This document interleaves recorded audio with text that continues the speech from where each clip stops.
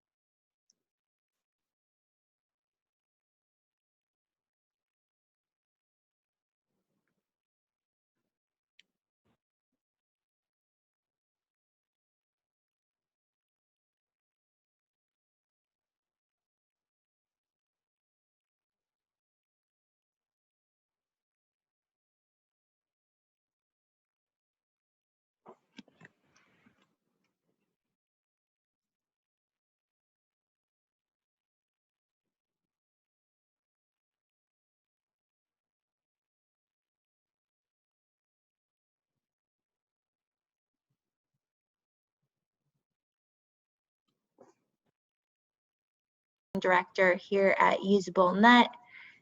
Thank you for joining today. Our webinar is E-commerce ADA Strategies for 2021. We are about a minute past the hour, so I'm just going to go ahead and get us started with some housekeeping items. I know people are still joining, and I want to thank everyone for reserving this time today for our webinar. And again, that title is E-commerce ADA Strategies for 2021. We are recording today's webinar, and an email with a link to that recording will be sent to you early next week. We also have live captions on today's webinar. So if you need live captions, you'll want to go ahead and enable them in Zoom. The slides from this webinar will also be made available after the webinar. Our speakers today are Dianna McCarthy, partner at Winget, Spadafora Schwartzberg. Dianna practices out of the New York and New Jersey offices. Her practice today focuses on media tech claims, incident response, and counseling clients on cyber security and employment issues. Dianna is also a litigator and defends matters including the ADA, privacy litigation, employment law, commercial litigation, and professional liability.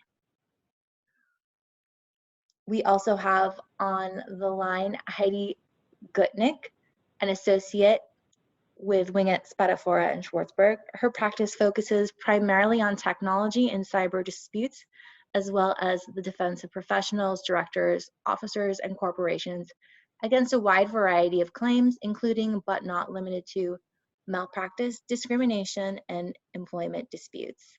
So we are very lucky and excited to have these guest presenters today.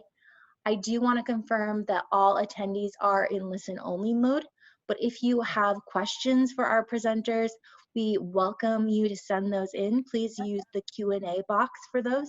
And we've reserved about 15 minutes at the end of the call to answer those questions. So we're excited to have these attorneys on to answer your questions. And then finally, we have UsableNet's own Jason Taylor, who is our Chief Innovation Strategist and Advisor to the UsableNet CEO with 20 years of experience in usability and accessibility. And it's my pleasure to hand the presentation over to you, Jason. Thanks, Bethany. And again, thanks everybody for taking some time out. I'm going to quickly cover the agenda so you get a feel for what we're going to cover today.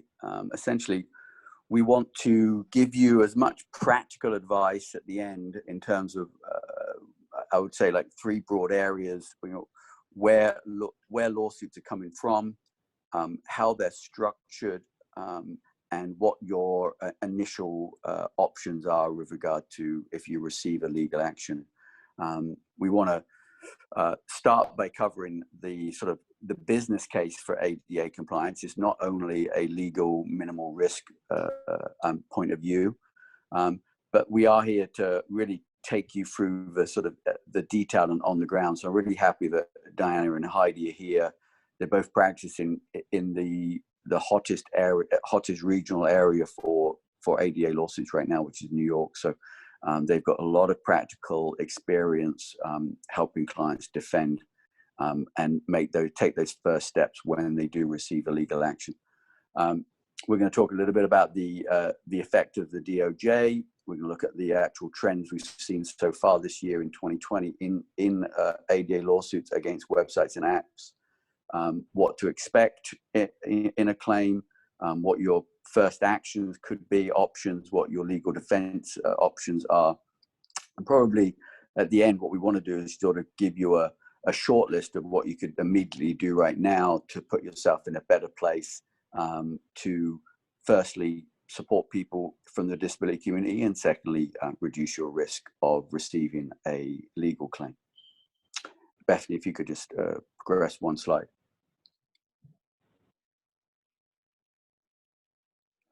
So the business case, I think for me, is really important to understand. First, this is about supporting a community. That community is very large. Over 1 billion people worldwide have some form of disability. If you then sort of add in the aging population, accessibility and web accessibility guidelines on websites and apps not only help the disability community, they help people who have fading eyesight and need bigger buttons, and so it can make sure that your website's working better for the aging population.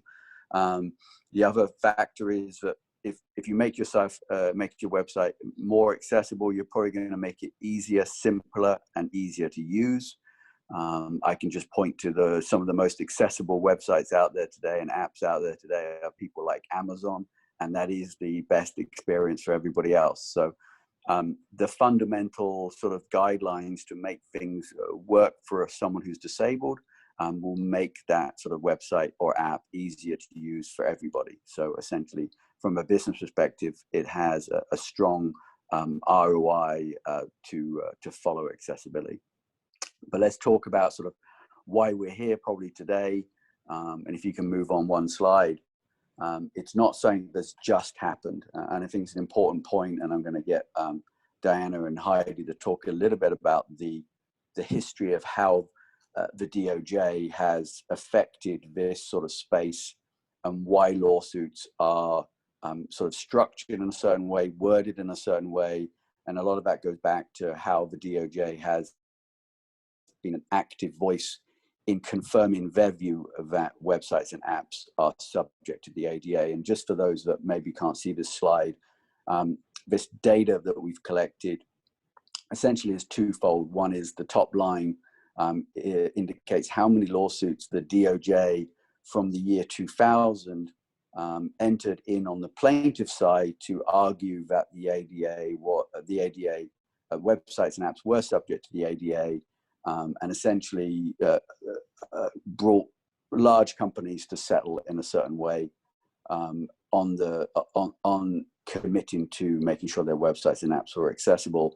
And then in sort of around 2017, that effort ended, and essentially what you've seen is an explosion of the private plaintiff sector taking on the what I might class as you could be kind and say it's a proactive advocacy, or maybe Dianna and Heidi, you could give some background of why that sort of 2017 date point changed a lot in this particular space.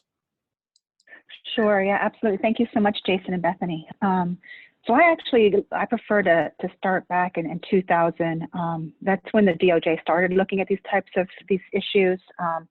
In 2008, that's when we found a standard called WCAG 2.0, which is a worldwide initiative to make the use of a website more accessible for not only seeing impaired, but also mobility impaired people. There's a movement for that.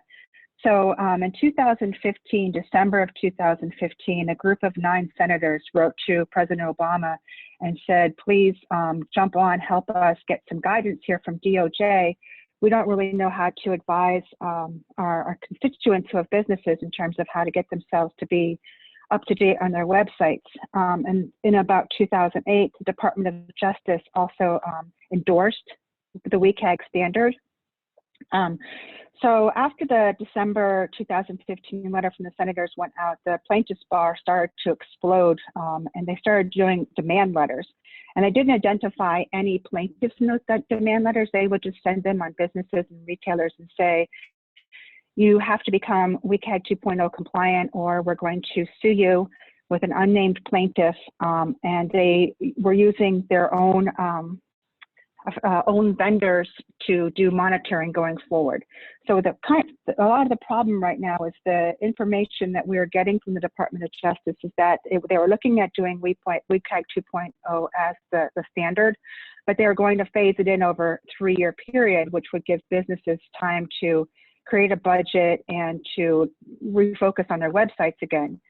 But then with the lawsuits, that started to not happen, and the Department of Justice they backed out in around 2018 when the Trump administration decided not to move forward with the initiatives.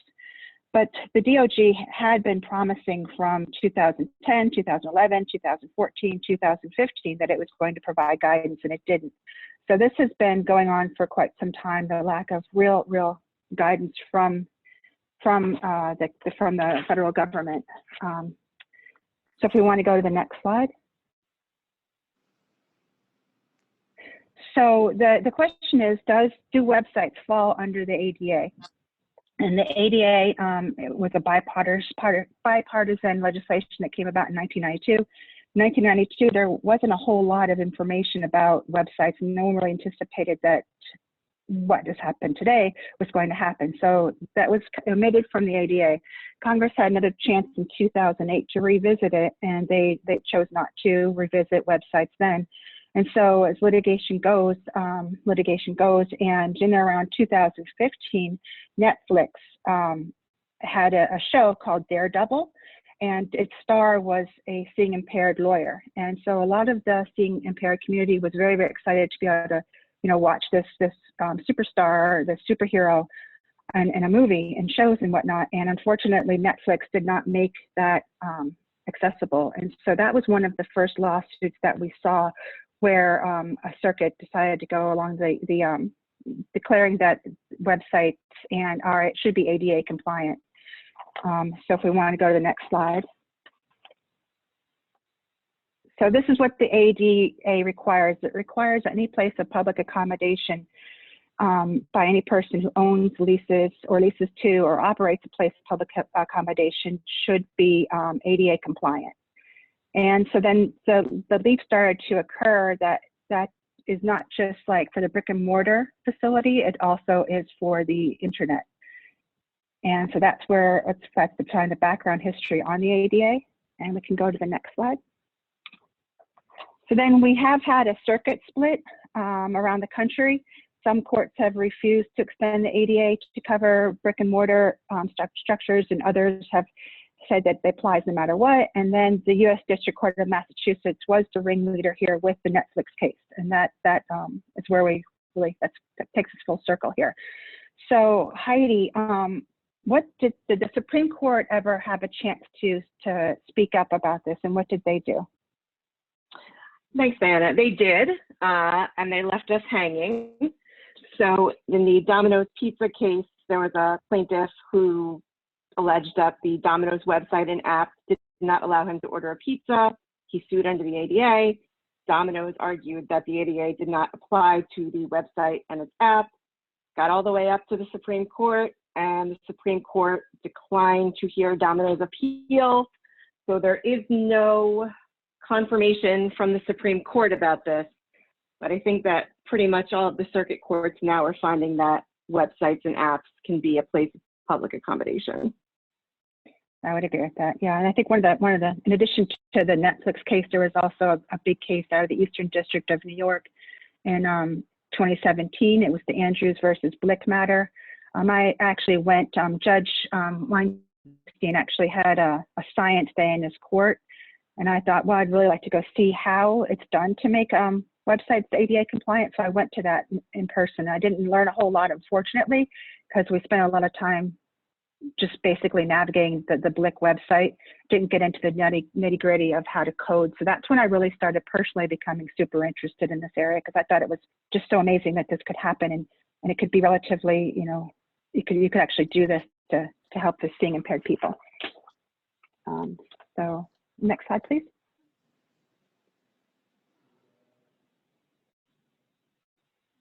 So Jason, I think you wanted to. Yeah, I can take back over on the the trends. So, you know, what Dianna and Heidi have sort of painted the picture is that the DOJ essentially has, you know, spent 20 years sort of establishing that they think that websites and apps are subject to the ADA, and then early lawsuits where, you know, a company sort of said, hey, we don't think we are. Essentially, most circuits have decided that yes, you're subject to ADA, although they haven't been very clear on what that means.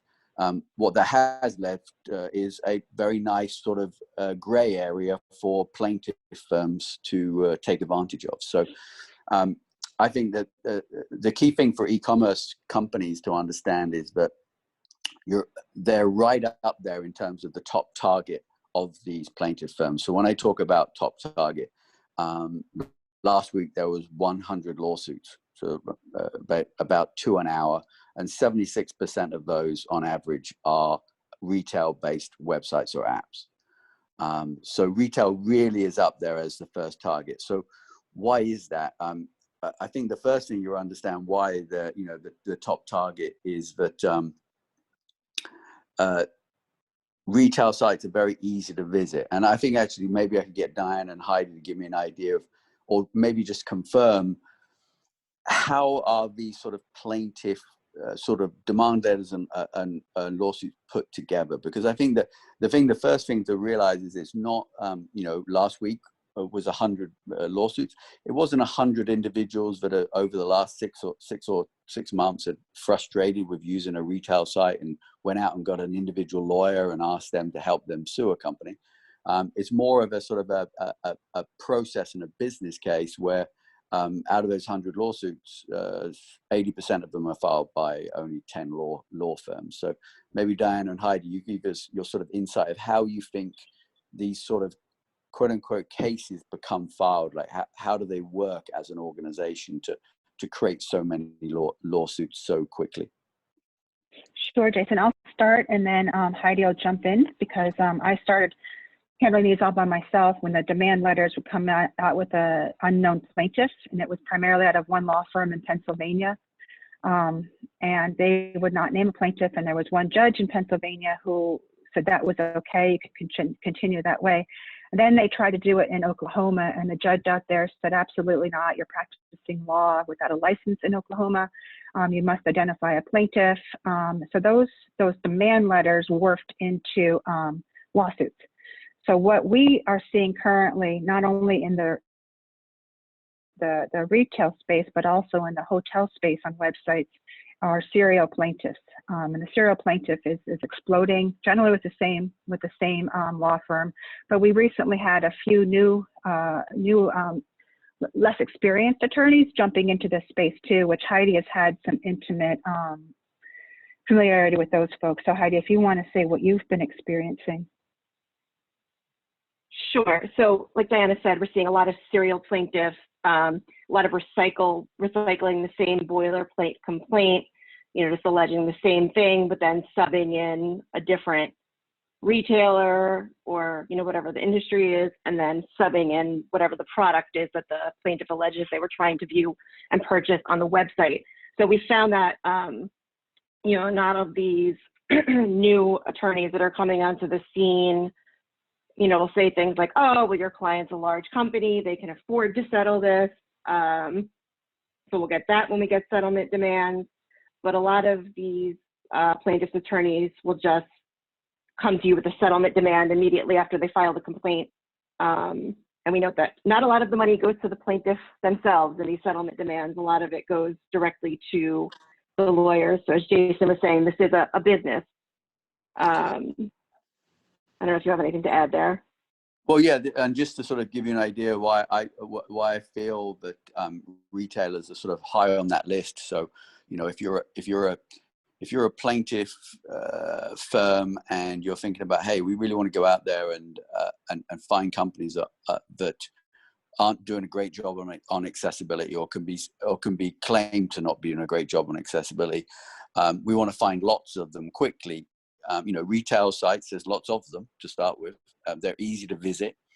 It's easy to give the plaintiff, in this case, it might be a blind person who's, you know, an individual that's listed on, you know, 10 lawsuits a week, where that plaintiff, quote unquote, has gone and visited a retail site, tried to do the same things that are listed in the claim, you know, visit a PLP page, add a product to cart, try to proceed, to sort of document easily a similar type of issue on every single site that they sue. So, you know, you've got the fact that e-commerce sites are complex, so it's very hard to keep up with standards like the WCAG. They're dynamic in nature, they change a lot, so it's easy to assume that they will have problems, which is why, you know, a boilerplate that says, you know, there's issues with forms, with headers, with links, with alt tags are probably correct, although they haven't actually really gone out and decided that these are real barriers to equality. They're just used as a sort of a way of sort of balancing the scale towards the plaintiff. And the other thing is that, you know, retailers generally sort of understand the ADA, especially if they've got physical space. They're used to these types of lawsuits or having to apply to adhere to the ADA in their physical spaces. So it's not an unusual concept for them. And they also have lots of websites and apps. So if you're looking for multiple ways to sue someone, you go after companies that have got multiple things to sue. So that's typically why we see that the retail is sort of top targeted. Bethany, if you want to move. Yeah, we have a bit. Sorry. Actually, yeah, I just have one more thing to add to that same topic. We had a repeat client who was one of the first ones we had back in around 2016. And at that time, they had on staff coders who were actually, who were into and were aware of making their website accessible. And then, unfortunately, they fell in some hard times and weren't able to keep their website up to date as they were getting new products in. And unfortunately, they were sued again. And so we've been defending them in that matter. And they have actually retained a vendor going forward to help them continue with that process. But I was sad to hear that this happened to this company, because we really tried to keep it so they would not be sued again, but unfortunately they were. So that is one of the problems that we're seeing, that just because you're sued once doesn't mean you won't be sued again. And it could be from any number of serial plaintiffs that are out there.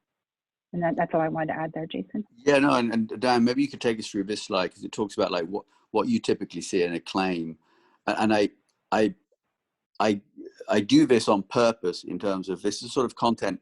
If you understand what's in a claim and how these plaintiff firms work, I think there's also that also creates a short-term roadmap that we can talk about what you should potentially do to avoid these claims. So that's why it's important to understand sort of what's in these claims. So maybe you could just take us through this slide, Dan or Heidi, on sort of what you typically see in a claim and how it's sort of constructed. You mentioned a couple of things around sort of boilerplate, but I think it's worth sort of just re-establishing how you think these sort of claims are put together. Sure, Diana, do you want me to? First, I can, well, Heidi, I'll just start off with the UNRRA, and then you can go to the other areas if that works.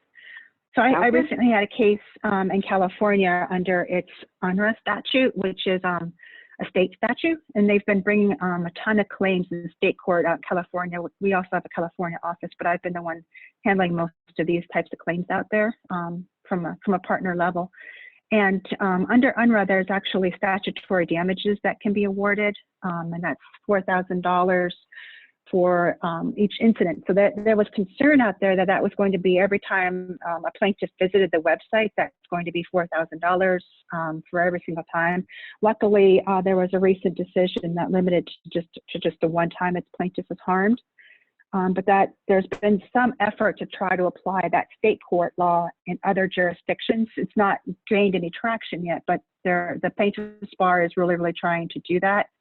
So they can get avail themselves of 3 times actual damages, but no less than 4,000 statutory damages. So that is a very real legislation to be aware of. And again, it does not specifically say your website has to be WCAG 2.0 or WCAG 2.1 or WCAG 2.2 compliant. It just has been interpreted to apply to websites. And that was what I wanted to add to that, Heidi. Sure. So, and again, we see these suits brought by a vision impaired individual. They usually purport to bring the suit on behalf of themselves as well as a proposed class, which sometimes gets a little hairy when you're crafting a settlement agreement, because if you want to settle on behalf of the proposed class, you know, the court needs to approve it. If the judge decides you want to notify everyone in the class, that can get expensive. So a lot of the times you're only going to settle on behalf of that individual plaintiff. And we'll get to this when we discuss settlement agreements, but there is some language you can put in there to try to say that you purport to make this agreement on behalf of all others similarly situated. And a lot of times, since these are boilerplate complaints, the complaint is just going to throw in every single WCAG violation they can think of, even if that website does not have those issues. And some plaintiffs firms do run a scan of the website, others don't, and they just throw the claims in. Jason, do you want me to discuss some of the things that they're alleging are problematic with the website, like alt text and things like that? Yeah, I think it's useful to understand that you know, the sort of the detail that they use or don't use, sort of the broad brush approach that they use, because I think again that helps someone think, well, how do I prioritize what work we should do on our website? Do you mean? Sure. So one of the biggest things we see is that a claim that there's a lack of alt text, which is where a sighted individual would see an image on your website, but a visually impaired person using a screen reader would need the screen reader to read a description of it. So if you lack alt text, a visually impaired person cannot browse your website and see your product. Other things involve forms. They may not be able to fill them out. They may not be able to properly do the CAPTCHA code to prove that they're not a robot. If you have an image with a bunch of different hotspots for links, so for example, if your website now has, you know, Black Friday sale, shop now, and then a separate thing you click on for shop women, a separate thing you click on to shop men, a separate thing shop home. If there's no alt text link for that, then the visually impaired person is not going to be able to click on those individual links in one image. Drop-down menus is a huge issue. If those are not compliant, then the person cannot pick quantity, color, warranties, things like that. And also even something as simple as requiring that a mouse be used to navigate your website. A lot of times, visually impaired people need a keyboard to access the website. So all of these things make it very hard or impossible for a visually impaired person to explore the website. And so these are sort of all the things that are thrown into the complaint. Sometimes they're true, sometimes they're not. But again, these plaintiffs' websites are often quantity over quality. So chances are one of those, at least one of those, there's an issue with it on your website. Yeah, I think that's really important for people to grasp, which is, you know, there is sort of this nature of I think you talked about template or cookie cutter and stuff like that. There's definitely a nature to all of these claims. What they go after is what they perceive are common issues that a website will have, and you know, they pretty much know that if they claim that against 100 websites, 98 of them will have some of those issues. And essentially, then now you're in a position where you have to claim that those issues aren't big enough to be discriminatory. Those issues aren't big enough to block someone from using the site and executing what they want to do, which becomes costly in terms of trying to argue. So this is why they put all of these elements in, but again, to sort of tip the scales towards their argument that work has not been done to support people who are disabled. Maybe. And I do have some. Oh, sorry, Jason. No, Dan. I did want to jump in if you had anything to close out on that one. Yeah, I did want to add some good news that I recently had out of Florida for a case that we were handling for a retailer. The court there actually sent out preliminary discovery requirements for the plaintiff to actually prove why they could not, or allege why they could not access the website and make their purchases through the website. So that was finally the judge there was putting some burden on the plaintiff from the very beginning to establish that he had a legitimate lawsuit rather than just assuming you're just going to rush to settle. We did ultimately settle for a really good number, but it's because the judge was really pushing that plaintiff to do some work. Yeah, and I think that really flows into the next slide, which is, okay, you might get a demand letter, you might get a lawsuit, but there's some sort of taking stock of position of where you are, and I think Dianna, Heidi, maybe you talk about like what are the steps that you would normally take if a client comes to you and says, I've got one of these. What questions do you ask them, but then also what do you sort of suggest are some of the first steps that they can take?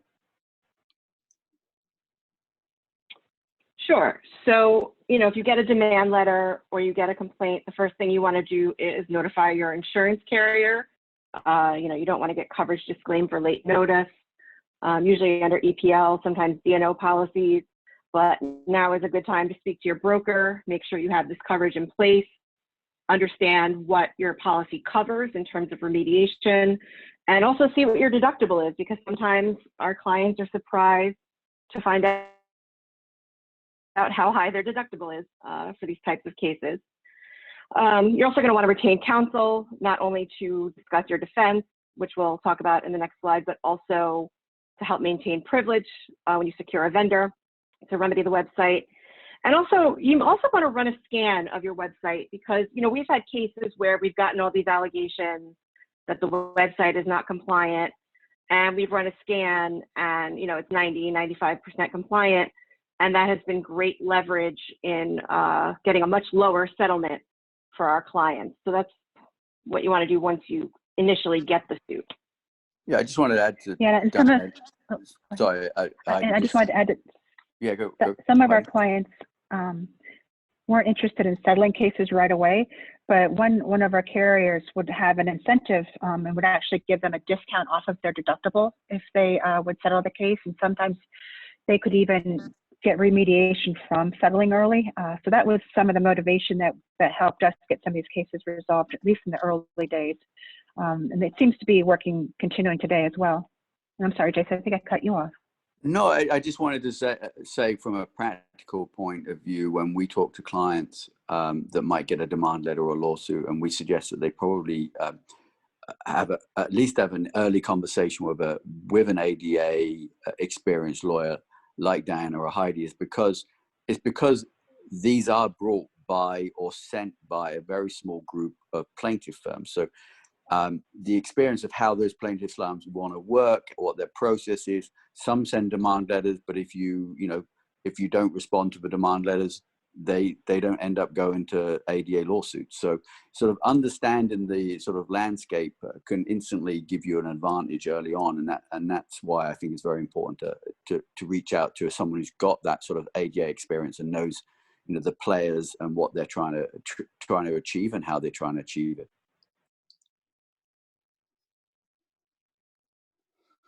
And then maybe we can go to the next slide where maybe Dan, you can give us a little bit more on sort of where you think what people can do to reduce their lawsuit risk.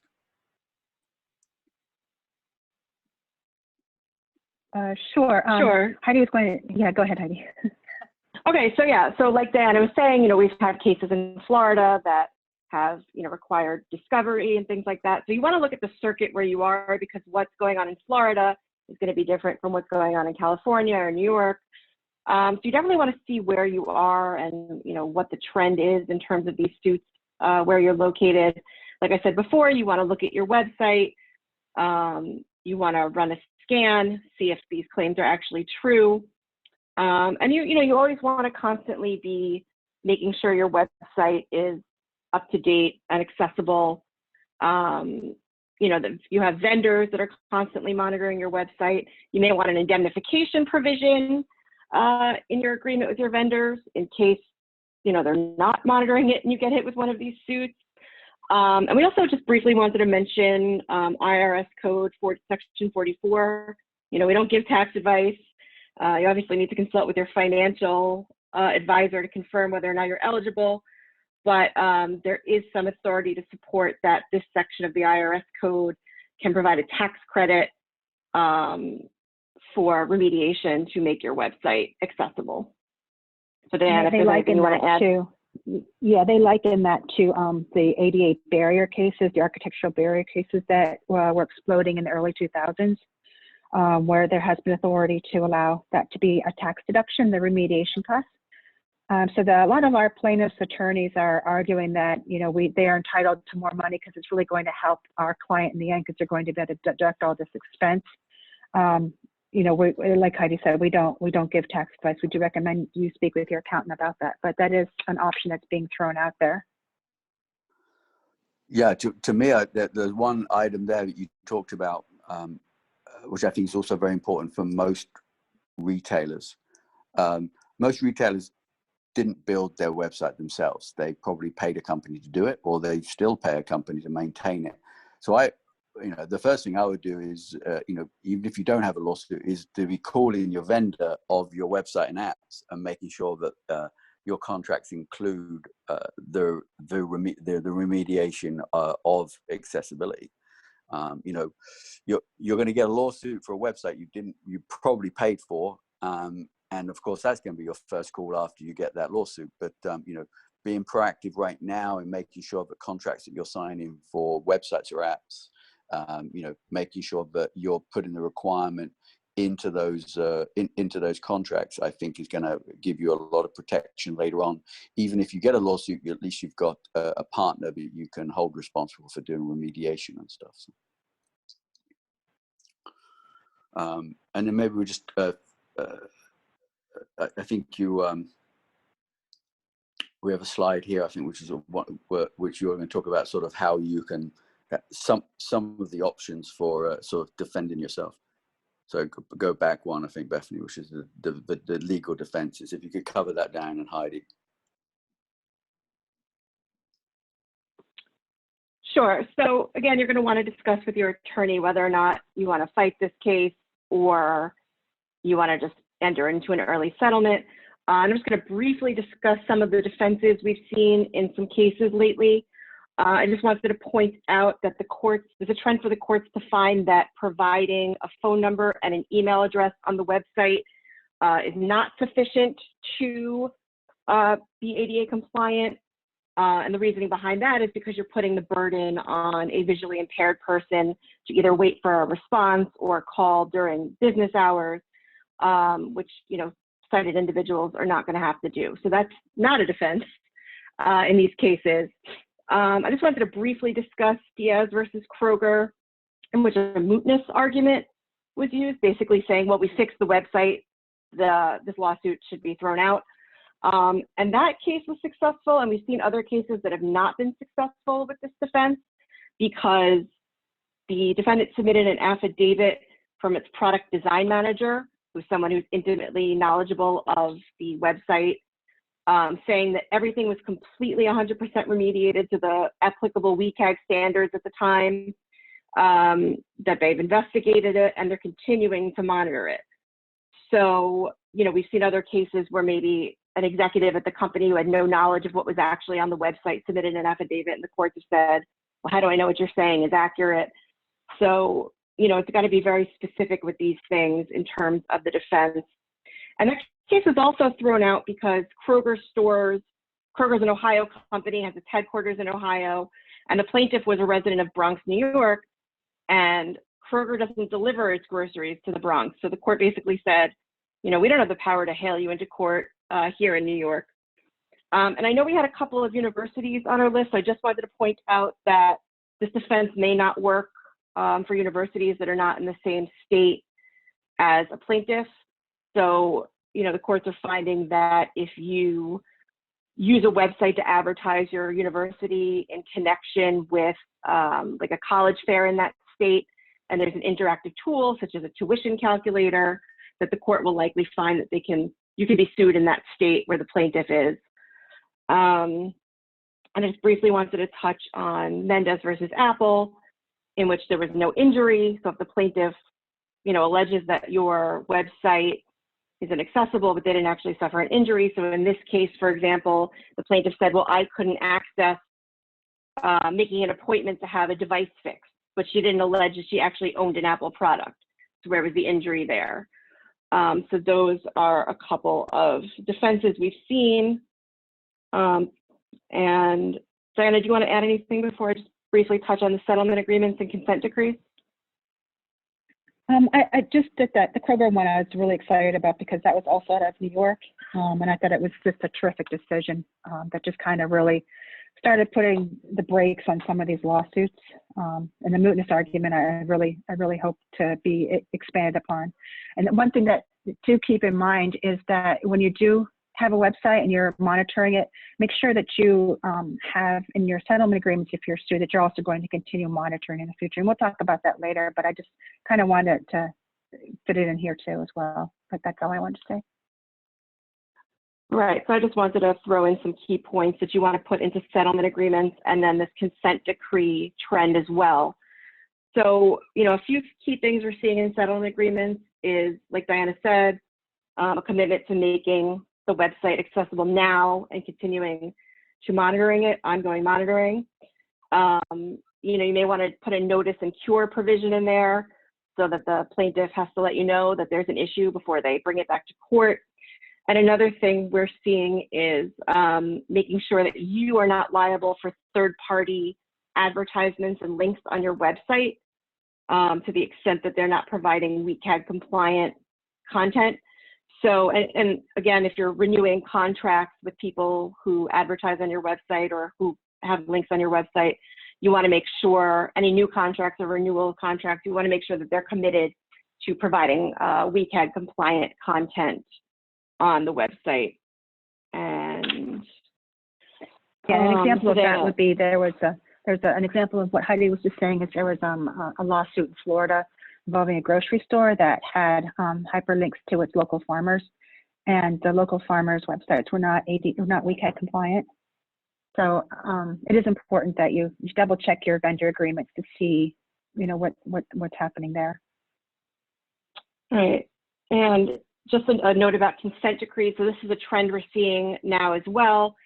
So your settlement agreement, it's going to be confidential, the amount, everything like that. But people are filing consent decrees with the court, which basically the court is ordering you to make the remediations on the website, and they'll maintain jurisdiction for X amount of time.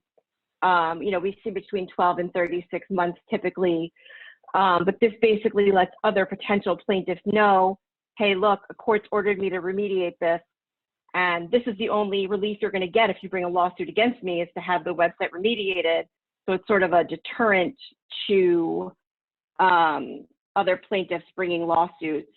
So that might be a way to prevent suits from multiple plaintiffs against you, although these are relatively new, so the courts are unclear as to whether these are actually binding, and the circuits are not in agreement either. So they're a line of defense, but you also want to make sure your website is compliant and continuing to monitor it to make it compliant.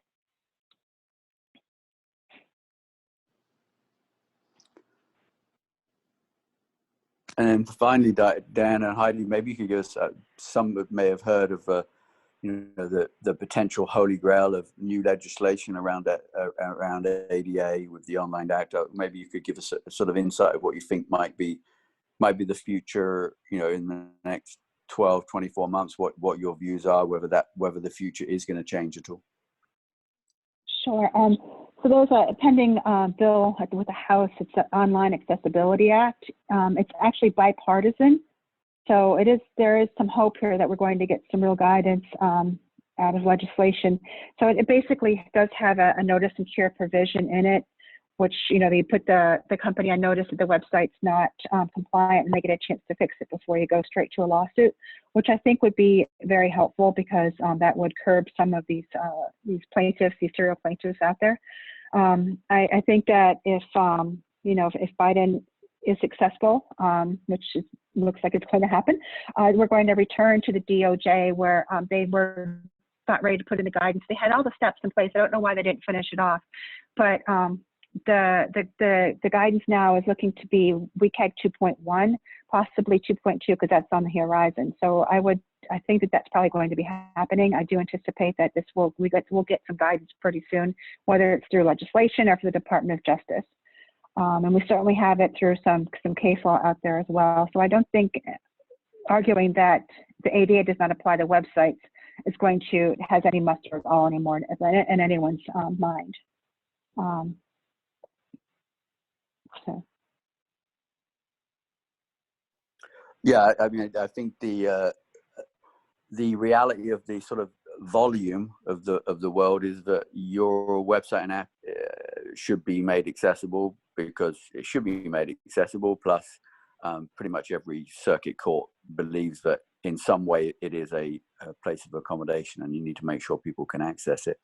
I think there's still lots of debate about what does accessibility mean? What does it mean that people with disabilities can use the website equally as everybody else? And that's sort of like where, you know, a lot of people get stuck. But, you know, what I would like to offer is sort of like an idea of what I think you should do immediately and short term. And that's the next slide, I think, Bethany. You know, taking everything you've heard today, you know, in paraphrasing, is there's lots of plaintiffs and plaintiff lawyers out there going through a certain process to find the sites that they want to sue. That process involves a blind person. That process involves going after the websites and apps. That process involves, in some cases, you know, scanning the website with these sort of free scan tools to find the low-hanging issues. So the things you could do immediately right now that would make your site a lot easier to use and give you confidence that someone who is blind could use it, firstly, is to decide what are your sort of exposed public-facing websites and apps. Get someone who's blind from either a blind community, from one of the advocacy groups like Miami Federation for the Blind, the Miami Lighthouse, the American Foundation for the Blind. Also, we have resources which are available for hire. Have blind people try to use your site. If they achieve all the sort of top user goals that typical users can do, you're in great shape. You've got someone that you can document has actually achieved it. So if you get a lawsuit, you're going to be giving someone like Dianna, Heidi, good documentation to help them negotiate or try and get the actual case dismissed. If the blind person can't do it, you've instantly got prioritization. You know what issues they find, what they're having really problems with. That you can then give to your development, your third-party company, and say, we really need to solve these because this is real users having problems. Secondly, do that scan, fix those easy issues. Most of those issues that a scan's going to find are easy to fix. Fix those issues. Make sure that if someone scans your site, you achieve a good score, and write up an accessibility statement that talks about how you are committed to make sure the website's accessible, make it easy for people to connect with you if they have issues. I mean, Dianna and Heidi could maybe talk about the fact that the ADA is a civil rights act. It's about a company making sure they don't discriminate. They don't have a process in place that discriminates. So essentially making sure people know that you have a process in place which is aimed at being inclusive and not discriminating. Dianna and Heidi, I don't know if you had anything to add to that.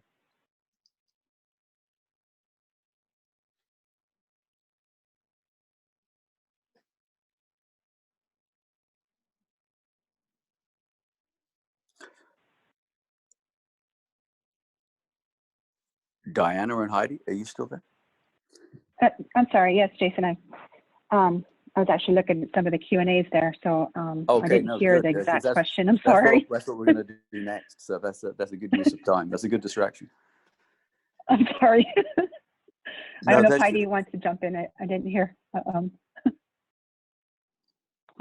was actually doing the same thing. that's okay. What were you asking about the accessibility statement? Yeah, I was just in. People have argued like, oh, you shouldn't put any statement up, or you should put a statement up. My philosophy is that if you're doing something, you actually are doing something, even if you haven't achieved it yet. You should make some statements around what you believe in, what you're trying to achieve, and make it very easy for people to contact you if they've got a problem. But I didn't know what your thoughts are on that. I absolutely agree with that 100%. I think it does help a lot in the negotiation process as well. Yeah, and then just to close out this sort of what should you be planning, especially in 2021, and I think Dianna and Heidi have really sort of told you what you need to do. If you go to the final slide, you really need to start, planning for accessibility to be part of new builds, revamps. You need to probably set a priority of, what sort of, again, what issues you should be solving on the current website. You should be, working with a company that can give you a really detailed, quick list of things that you should be fixing straight away.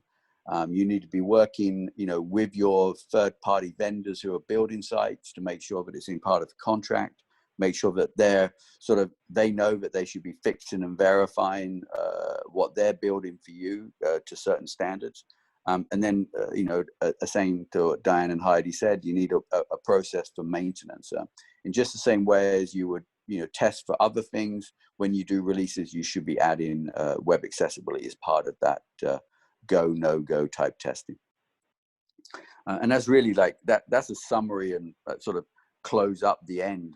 And I think what we want to do, move into sort of a Q&A. And as we've got Dianna and Heidi, I'd encourage us to make sure that we're focused on questions, which we think Dianna and Heidi can give us some color to. Bethany, did you want to take it back over, or did you want maybe Dianna and Heidi to pick out questions? Yeah, I can start us off, and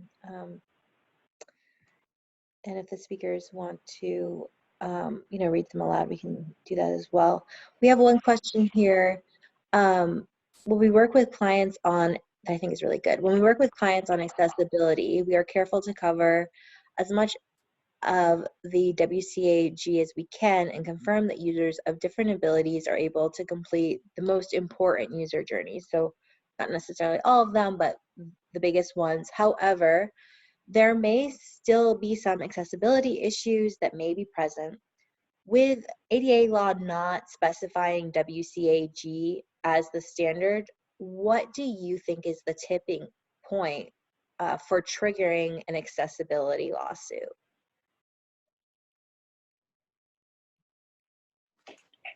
Heidi, you want to take that?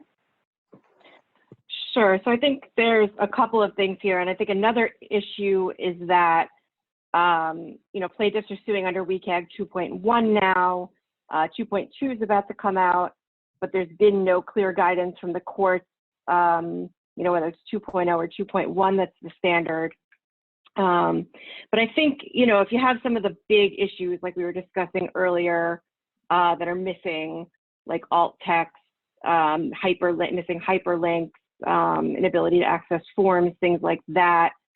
And the plaintiff's attorneys that do run a scan, sometimes they'll just run a few pages and say there's so many problems here, let's go ahead and file this suit. And this is also an issue that the Online Accessibility Act was seeking to address. I think it was going to hold that, there's substantial compliance with the WCAG standards, that it would be, there wouldn't be penalties. But again, we don't really know what that means. And I think this goes into another question I saw, that the Architectural and Transportation Barriers Compliance Board, or the Access Board, is supposed to issue guidelines on that, standards and definitions of substantial compliance and alternative means of access and things like that. But it could take up to 2 years to get the final regulations, even if that bill is passed. So, long story short, I think if you see some of the big issues that we were talking about earlier, like alt text and missing hyperlinks and broken links and things like that, if the plaintiff sees that, they're going to try to file the suit or send a demand letter. Diana, did you want to add anything? Yeah, yes. And I think that the more compliant, for lack of a better word, the website is, the better we are able to negotiate a very, very favorable settlement number. So we've had some really low cases when our clients have been, vastly compliant, and it's been really, really nice to defend those cases. And as far as like the Online Accessibility Act, I don't know if the Department of Justice is going to have the manpower to be able to address a lot of these issues. So I do think it's not going to eliminate the lawsuits. I think that we still are going to be stuck with some lawsuits, even if that act does pass. But it will alleviate some things, I hope. And the widget question, I don't think that's something I know about. I don't know if Jason or Heidi knows that. I'm sorry. We haven't seen those. Maybe Bethany, you could pull out that question. What was the question? Yeah, so we have a question asking to address the use of widgets and why or why not they are not effective for deterring these type of lawsuits. UsableNet's data that we pulled out, we found, I can't remember the exact number now, but a lot of the lawsuits as of mid-year 2020 had, some of them had accessibility widgets installed on the website. So they're asking why those widgets are not effective at deterring lawsuits. This is Jason. I'd go back to that slide I talked about. How does a plaintiff work? A plaintiff scans your website and it's scanning code for missing elements, which Heidi talked about, missing alt tags, missing form labels, missing headers, these types of things. And widgets don't fix those. So widgets are sort of an alternative way to try to get around a site. So if you've got a widget on your site and you run the same scan, the number of issues that came up before you put the widget on and after you put the widget on is pretty much the same. So that's not going to deter a plaintiff from listing your website in a lawsuit. The more practical reason is also that most of the widgets sort of look really good to people like us who actually don't use assistive technology, because they sort of add this sort of cool like assistive technology layer onto a website. And it took someone like us that don't use assistive technology, we might think, well, that's pretty cool. Look how it's added this added benefit layer. But assistive users already have their tool. They have a screen reader, they have a Zoom text. What they need is the code to comply with WCAG. If the code complies with WCAG, then their screen reader works. So what widgets do is sort of a little bit of a bait, sort of a trick to people who don't know anything about accessibility and don't know anything about how blind people use a website. It looks good to people who can see. It doesn't sound good to someone who uses a screen reader. So, these are the reasons why, I think last week there was 100 lawsuits. I'll go back to that. 10 of them were against companies who already had widgets on their site. So just that anecdotal evidence means that widgets do not stop lawsuits.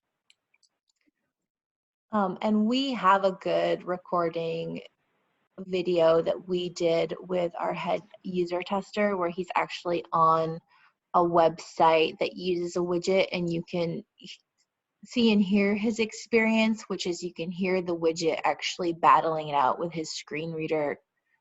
They're talking over each other. So I can send that out as a link following this webinar too, because it is a good resource to have. And I see another question kind of around that same idea. And I had a question, another question I saw is on what fines are associated with these lawsuits, low versus high. So when the Department of Justice was involved, they would issue fines depending on like the number of frequencies that the party was brought before the Department of Justice. So those fees and penalties were roughly between $75,000 and $150,000. And then California's UNRU Act has statutory damages. So the minimum recovery is $4,000. And I forgot to mention damages with the ADA. The plaintiff does not, there's no provision for a plaintiff to receive monetary damages from an ADA lawsuit. However, most of the attorneys are getting their attorney's fees, and those are ranging from various amounts depending on the nature of the website. So roughly the plaintiffs will say that they're only going to get $500, but you know, in likelihood they're getting a little bit more. We're not real sure, but how those are breaking out. So sometimes the plaintiffs will say give $500 to the plaintiff and $5,000 to the attorney, and settlement. That's sometimes how those things work. And sometimes they can be as high as $35,000. That's the way that used to be. Okay. So we do have some more questions coming in, but we are at 1 o'clock. So what I can do is I want to encourage everyone to put your question into the Q&A, and I'll be able to pull a report of those questions, and we can actually reach out to you with the answers if we didn't have time to get to your question today, but I want to be respectful of everyone's time. So thank you everyone who joined today, and thank you to our speakers, Dianna, Heidi, and Jason. We so appreciate it. We will be sending out a link to the recording and the slides next week. And with that, the webinar is now ended. Thank you. Thank you.